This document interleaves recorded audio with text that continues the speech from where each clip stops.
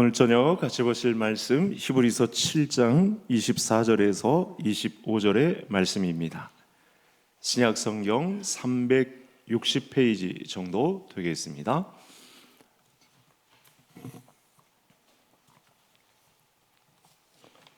히브리서 7장 24절, 25절.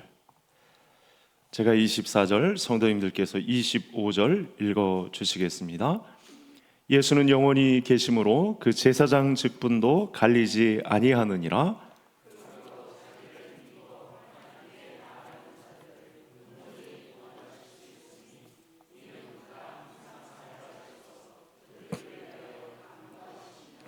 아멘. 자, 지금 서열이 문답 25문까지 왔는데, 지금은 그리스도론, 기독론, 예수님에 대해서 살펴보고 있습니다. 예수님에 대해서 살펴보는 중에 예수님의 삼중직, 선지자, 제사장, 왕, 이렇게 세 가지 직분을 가지시고 행사하시고 지금도 영원토록 이 직분을 행사하고 계신다라는 부분에 관해서 말씀을 살펴보는데, 이 삼중직의 두 번째인 제사장직에 대해서 말씀을 살펴보겠습니다. 예수님이 이 땅에 오셨다 가셨을 적에 이런 비중 있는 사역을 감당하셨군요. 자, 그러면 이 제사장직과 관련된 소요리 문답, 질문하고 답하는 내용이 어떻게 구성되었는지 기본 골격을 한번 화면을 통해서 만나보겠습니다. 제가 질문하면 우리 선생님들께서 화면을 보시고 답하시면 되겠습니다. 그리스도는 어떻게 제사장의 직분을 행하십니까?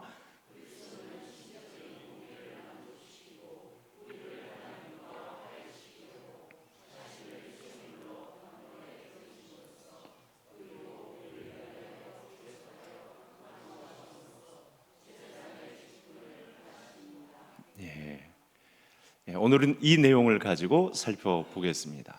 구약의 선지자는 하나님의 사자로서 하나님 주신 말씀을 백성들에게 전달하고 증거하는 역할을 감당합니다. 가감없이 자기의 생각, 자기의 역량 이런 게 가미되면 안 되고 하나님이 주신 말씀 그대로 전달하는 사명을 감당해야 합니다. 그런 측면에서 나는 그럴 자격도 없고 언변도 없고 그럴 힘도 없고 백성들 앞에 서기에는 너무 모자란 사람입니다. 그런 사람들이 대부분인데, 내가 말한 내용을 그대로 전달하면 된다라고 하는 측면에서 주의 성령의 감동과 더불어 하나님의 말씀을 전달하는 자들이 선지자들이었습니다.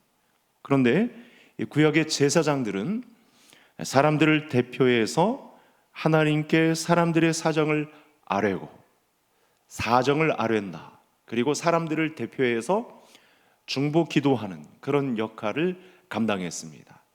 모세오경에서 보면 이런 역할을 감당하는 제사장들을 계속해서 만나볼 수 있죠. 오늘 본문 안에서도 바로 이 구약에서의 제사장 직분에 관해서 자세하게 알려주면서 이 직임을, 이 제사장 직임을 그리스도께서 이 땅에 오셔서 감당하셨다, 이렇게 설명을 하고 있는 거거든요. 자, 여러분, 이 내용을 한번 성경의 내용을 통해서, 이 내용은 히브리서에서 잘 설명되어 있습니다. 예수님의 제사장직, 또 왕직, 또 예수님의 이 직분에 대해서 히브리서만큼 자세히 설명하는 곳은 없습니다. 한번 화면을 한번 또 볼까요? 5장 1절의 말씀인데 다 같이 읽겠습니다.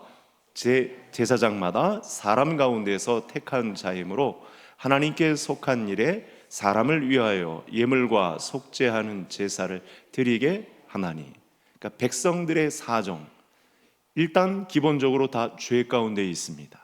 모든 행사하는 곳곳마다 하나님의 말씀에 순종하지 아니해서 죄 가운데 있어서 제사장이 백성들을 위하여 그들의 사정을 아뢰고 하는 일에는 제사 드리는 일이 우선이죠. 대제사장을 중심으로 제사장들은 이 역할을 감당했습니다. 그래서 이 중요한 직무이기 때문에 하나님의 특별한 규례에서 아무나 제사장이 될 수 없습니다. 레위 지파에서 특히 대제사장은 아론의 계열에서 특별 임명을 받는 제도입니다. 그래서 제사장의 직무는 예물을 드림으로 백성들의 죄를 속죄하는 이런 일을 중심으로 감당한 거죠. 이게 굉장히 중요한 직임입니다. 백성들은 선을 행하고자 하나 결과를 보면, 구약의 모든 내용들을 보면 결국 삐딱하게 갑니다. 생각하는 것도 그렇고 행동을 하는 것도 다 하나님 말씀 반대편으로 갑니다. 그래서 제사장직이 중요한데, 그들의 사정을 보고 죄가 있음을 알고 또 죄 목대로 다른 제사를, 대표적으로 5대 제사를 하나님 앞에 드립니다. 예물로 속죄하는 제사를 드리는 것이죠. 또 이어서 신자들을 위한 중보 기도도 감당하죠. 다시 화면 볼까요? 밑에 있던 레위 9장 22절. 레위기에서 제사장이 예물로 속죄하는 이런 일뿐만 아니라 이 일도 했었던 거죠. 같이 읽겠습니다. 아론이 백성을 향하여 손을 들어 축복함으로 속죄제와 번제와 화목제를 마치고 내려오니라. 그러니까 백성들을 예물로 속전하는 문제뿐만 아니라 백성들을 위하여 중보 기도하고 백성들을 위하여 하나님께 기도함으로 축복하는 그런 일도 대제사장이 감당했던 것이죠. 그러니까 백성을 위하여 백성의 사정을 예물로 속죄하고 그리고 그들을 위하여 기도하는 직임을 감당했다. 그러니까 이 직임이 누구에게로 간다고요? 예수님에게 간다는 거죠. 예수님이 이 땅에 오셔서 이 제사장의 직임, 선지자, 왕 직임뿐만 아니라 제사장 직 중에 중요한 이 대속하는 문제, 그리고 중보기도까지 그리스도께서 감당했다라고 하는 말씀을 배울 수 있습니다. 자, 이렇게 이제 제사장 직무에서도 제1순위에 해당하는 예물로 속죄하고 중보기도하는, 이 중보기도는 조금 이따가 더 배워야 되겠는데요. 두 번째는 이 제사장 직무를 감당함으로 아까 답에 나와 있던 무엇을 만족시키시냐면 신적 공의를 만족시키십니다. 저를 따라 하시겠습니다. 신적 공의를 만족시키신다. 그래서 구약 성경에서 이 모세를 통해서 이 하나님의 신적 공의를 만족시키기 위한 일로 이 모세를 또 아론을 여러 하나님의 사람들을 세워서 어떻게 해야 되는지 그 규례에 대한 말씀을 자세하게 이야기해 주죠. 그래서 이 제사에 드려지는 제물은 그 제물을 바치는 사람과 동일시합니다. 그래서 그 전에 순서들이 여러 개 있죠. 제물에 안수하기도 하고 그 죄가 그 동물 제사에 전가될 수 있도록, 내가 사실은 죽어야 되는데 그 제물에 나를 실어서 속전이 될 수 있도록 이렇게 하는 제도가 들어갑니다. 그래서 예물 드리는 자는 번제물의 머리에 안수를 하고 속죄를 드립니다. 레위기 1장부터 이 내용이 등장합니다. 레위기서는 이 제사장 직무에 이 예물로 속죄하는 일에 대해서 여러 가지 일을 기록해 놓았죠. 이런 것을 알고 레위기서를 들어가면 너끈히 읽을 수 있습니다. 어떤 분은 리딩 지저스 하다가 레위기에서 멈춰서 그만 열차에서 내린 분들도 아마 있을 텐데 다시 올라타십시오. 하나님께 예물을 드리는 자는 이제 구체적인 예를 든다면 아론이 염소의 머리에 안수를 하고 광야에 놓는 의식을 행합니다. 그래서 이 행위는 무엇이냐? 하나님의 신적 공의를 만족시키기 위한 발로에서 이와 같은 의식을 치른다는 것이죠. 자, 이 부분과 관련해서 레위기서를 또 한번 살펴볼 텐데 화면을 한번 볼까요? 같이 읽겠습니다. 육체의 생명은 피에 있음이라 내가 이 피를 너희에게 주어 제단에 뿌려 너희의 생명을 위하여 속죄하게 하였나니 생명이 피에 있으므로 피가 죄를 속하느니라. 제물의 생명, 즉 피를 통해서 제물을 바친 자의 죄를 속한다. 이게 바로 구약 제사의 대표적인 모습이고 이 모든 일을 제사장이 집전합니다. 그래서 예수님은 우리 죄를 대신해서 속죄의 죽음을 맞으심으로 완성하셨다. 대속제물로 완성되셨다라고 하는 사실이 이 제사장이 집전하고 있는 대속제물의 이 의식 가운데 예수님이 들어가십니다. 예수님이 우리 죄를 대신해서 속죄의 죽음을 맞이하심으로 이 제사장이 드렸던 이 속죄의 제물은 예수님의 십자가를 통해 제물 되심을 통해 완성되시죠. 그래서 구약의 제물은 흠 없는 짐승이어야 합니다. 점도 없고 흠도 없는, 흠결이 없는 제물이 이 속죄 제물의 대상이 되는 것이죠. 베드로 사도가 베드로전서 1장에서도 이 이야기를 합니다. 뭐라고 얘기하냐면 흠도 점도 없는 예수 그리스도, 그 십자가의 속죄 제물이 되신 예수 그리스도에 대해서 사도 베드로가 언급을 합니다. 그래서 성경 곳곳에서, 신약 성경에서는 이제 그리스도께서 우리의 죄를 담당하셨다, 이 속죄 제물로서의 이 속전을 치르셨다라고 하는 부분에 대해서 엄청나게 강조를 많이 하고 있습니다. 그래서 구약의 제사장은 백성들이 가져오는 제물을 가지고 제사를 주관하는 자이지만 그리스도께서는 제사장으로서 제사를 주관하실 뿐만 아니라 자기 자신을 희생 제물로 내어주는 데까지, 그러니까 구약의 제사장과는 비교할 수 없을 정도의 제물로 자기 자신을 드림으로써 영원한 제사장의 직무를 감당하시죠. 이건 사람 중에서는 이런 역할을 감당할 사람이 나타나질 않습니다.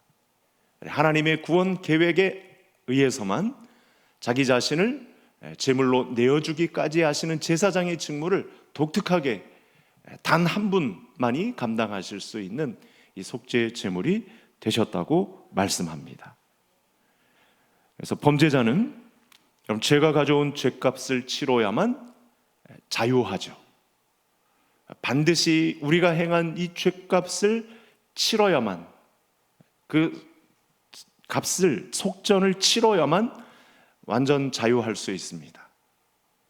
하나님은 우리가 아담 안에서 지은 죄에 대한 죄값을 물으시는데 이 물으시는 것에 대한 답을 놓는 것, 그건 단 한 분만 감당할 수 있는데 이 하나님의 신적 공의를 만족시킬 만한 단 한 분, 자기를 희생의 제물로 드려 단번에 제사를 드리신 예수 그리스도, 이 제사장직에 해당하는 직무를 감당한 이분에 의해서만 하나님의 신적 공의가 완성이 됩니다. 이런 내용이 오늘 소요리 문답 25문에 담겨 있습니다. 그래서 그리스도는 우리의 죄를 대속하심으로써 하나님의 공의를 만족시키셨죠.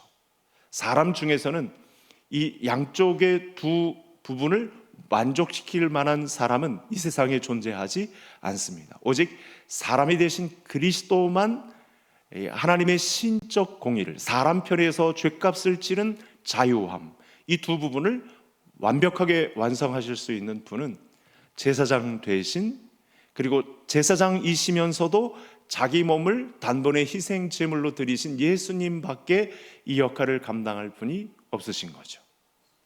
이런 은혜를 우리가 받고 있습니다.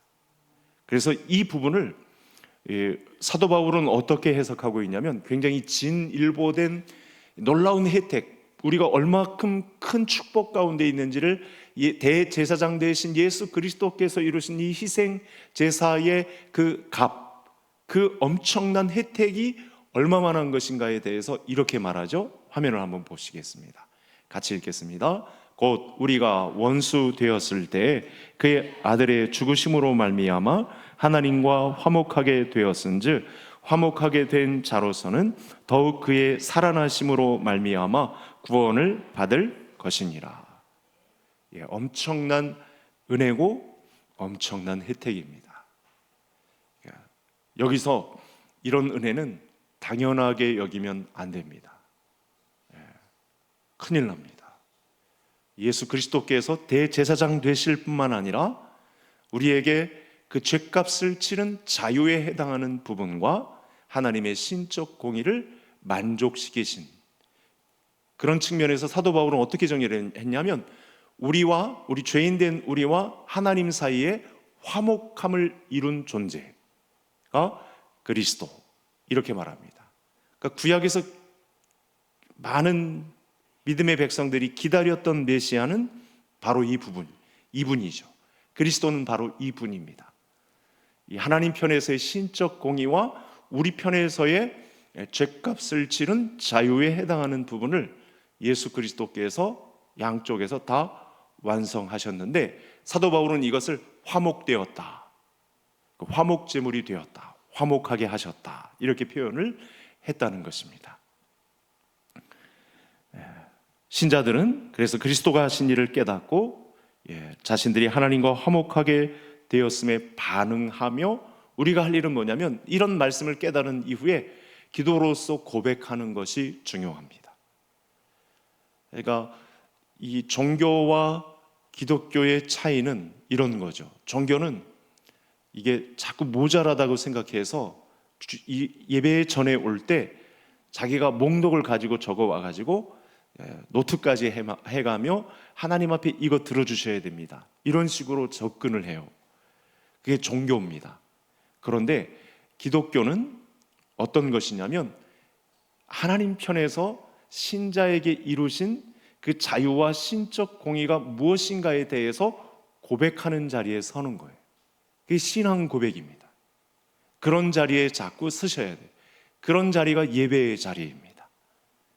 그래서 세상 사람들과 같이 우리 자녀들 이것도 해야 되겠고요, 제가 이런 일을 좀 계획하고 있는데 이거 잘 되게 해주셔야 되겠고요, 우리 자녀들은 성공을 거두는 것은 물론 저도 물심양면으로 하나님께서 잘 도와주셔서 선교도 하고 교회 일도 잘 돌보고 그런 직분을 감당하고 싶습니다. 아무 하자가 없는 것 같지만 이 선제된 이 하나님의 신적 공의를 만족시키시고 신자들의 죄값을 치른 형태의 자유함을 허락하신 이 부분을 쏙 빼놓고 자꾸만 달라고, 전만 달라고 하면 사실은 무당집을, 점집을 찾아간 것과 똑같이 된다는 것입니다.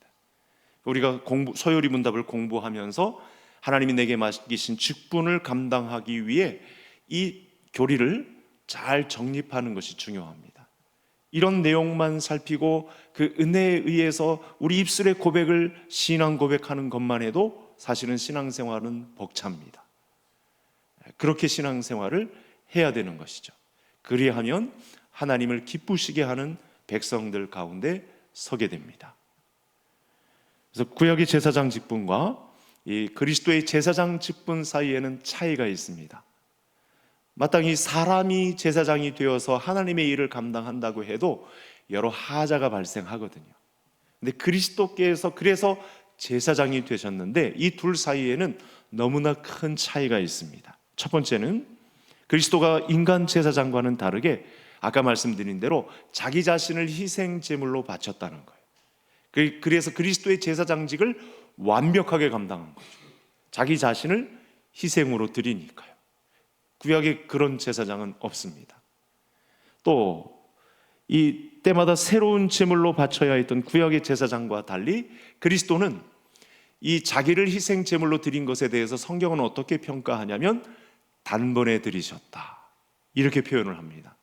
단번에 제물로 드리셨다는 표현이 얼마나 우리에게 은혜고 값진 사실인지 모릅니다. 그리스도는 그래서 이제 다시 고난 받으실 필요도 없어요. 우리가 좀 신중하게 생각해야 될 게 뭐냐면 그리스도가 다시 오셔서 십자가에 못 박히시는 일은 이제 없습니다. 완벽하게 희생 제물이 되셨기 때문에 영원토록 대제사장이 되어 다스리시기 때문에 그리스도의 고난은 이제 없습니다. 그리스도께서 직접 오셔서 받는 고난은 없습니다. 자, 그럼 이 부분은 어떻게 설명하는지 9장의 내용인데요, 화면을 준비해 봤습니다. 저하고 제가 25절, 성도님들께서 26절 읽으시죠. 대제사장이 해마다 다른 것의 피로서 성소에 들어가는 것 같이 자주 자기를 드리려고 아니하실지니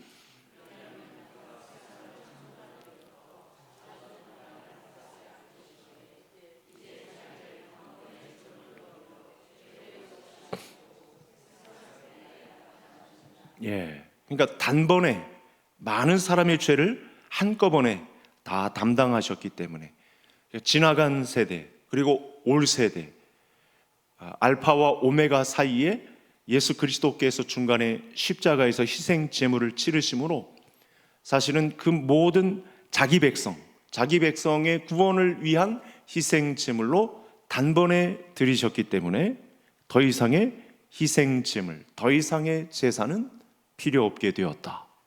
이렇게 선언합니다. 엄청난 진리죠. 그런데 여러분, 로마 카톨릭 천주교의 미사를 잠시 엿보면 드릴 때마다 떡과 포도주를 마십니다. 그래서 시간도 굉장히 많이 걸립니다. 사실은 그런 거룩과 경건의 요소가 있기 때문에 천주교를 찾는 이유가 되기도 하지만 그 안에는 이런 정신이 있는 거죠.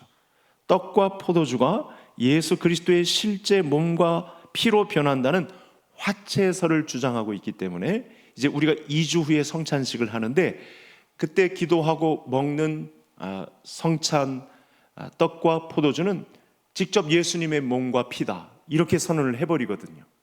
그래서 거의 매주 성찬식을 행합니다. 하지만 우리 개혁교회는 성찬식의 떡과 포도주가 그리스도의 찢긴 몸과 피를 상징하고 우리가 성찬식을 행할 때 그리스도께서 성삼위 하나님으로 이 땅에 임하신다라는 임재설을 우리가 믿기 때문에 절대로 그리스도의 몸과 피로 보지는 않습니다. 그래서 사실은 사대들 중에 이 성찬식을 준비하면서 사실은 버들버들 떨죠.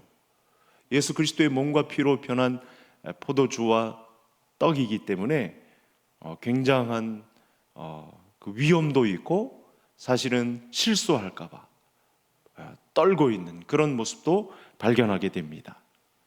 영원하신 그리스도는 단번에 자기 자신을 대속제물로 한 번에 드리셨습니다. 그러니까 완벽한 제사장의 직무를 영원히 행하셨다, 이렇게 정리가 됩니다. 이 사실을 믿음으로 받아들이면 저와 성도님들의 것이 됩니다.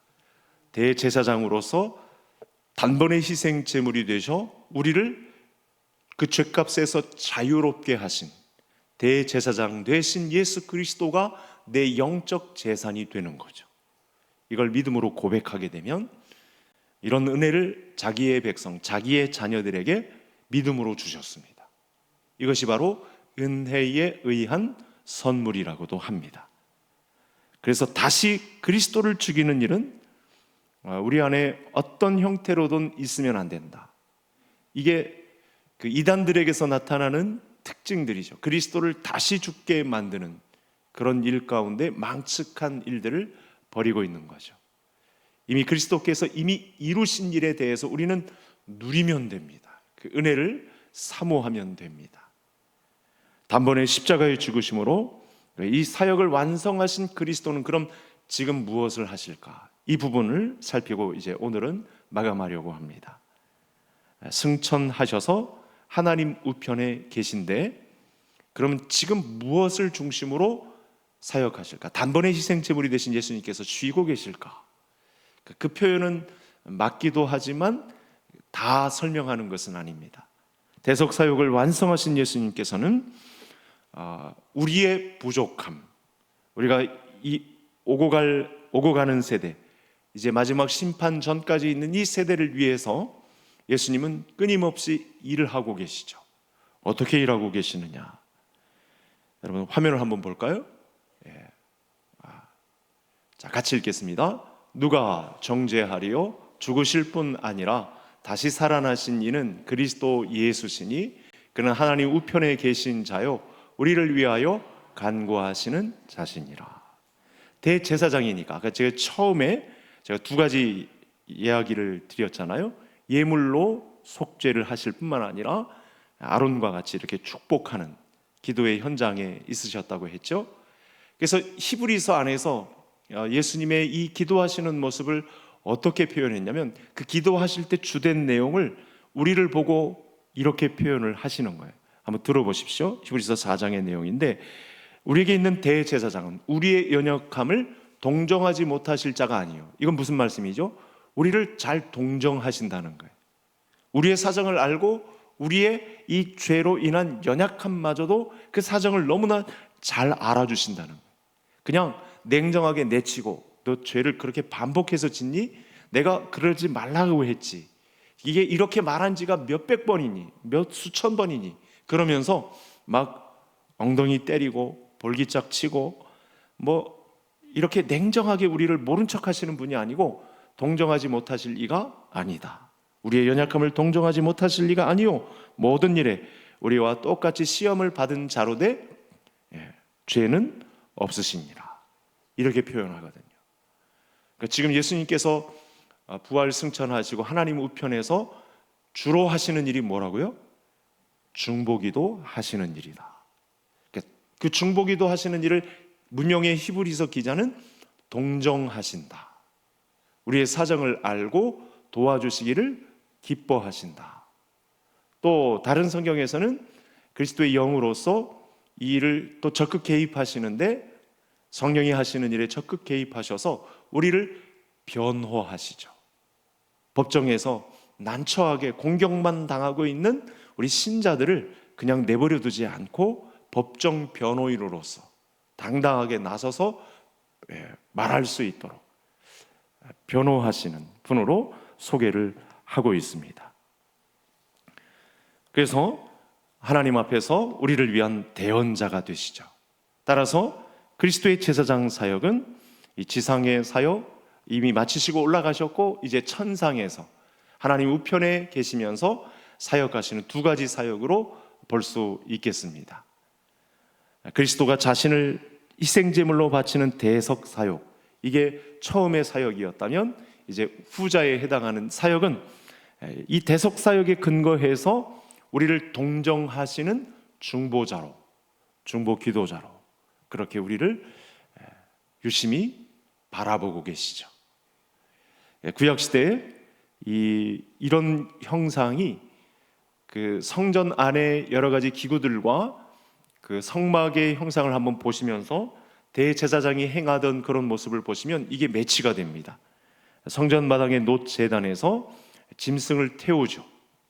희생 제물이 되기 위해서는 그 놋 제단에서 희생 제물이 드려집니다. 거기서 태워집니다.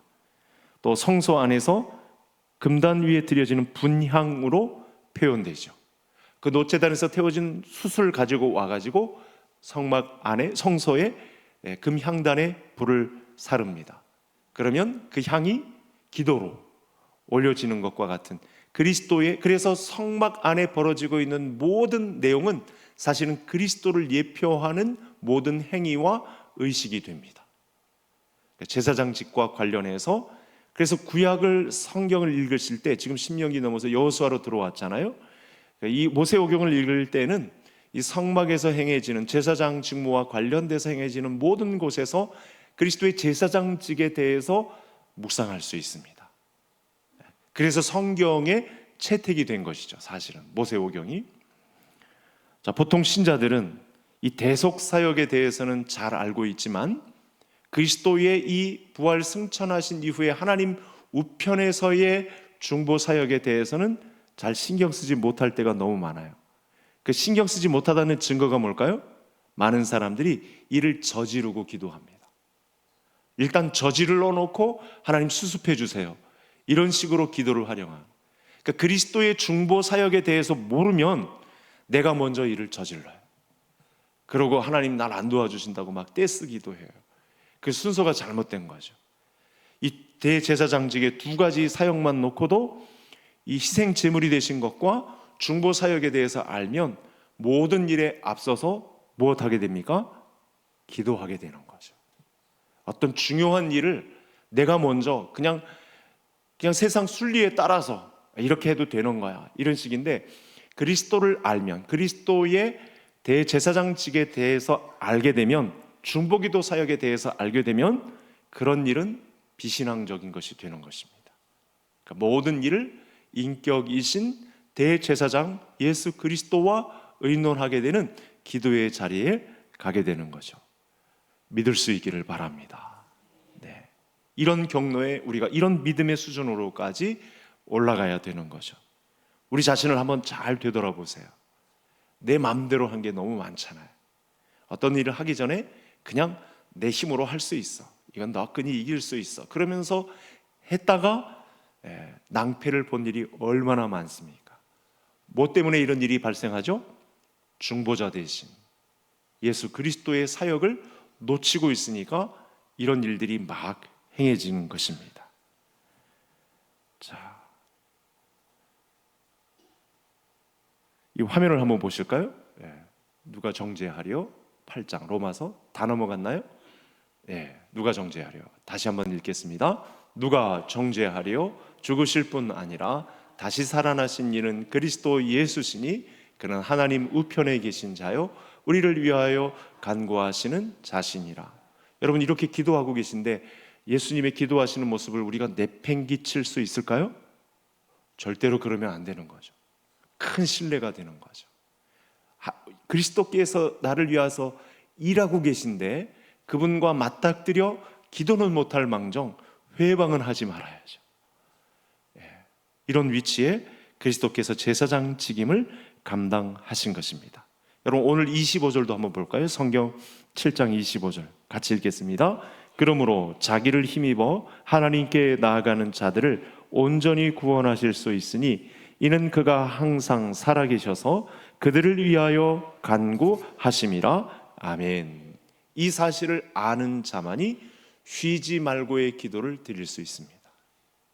예수님은 우리를 위하여 기도를 쉬신 적이 없으십니다.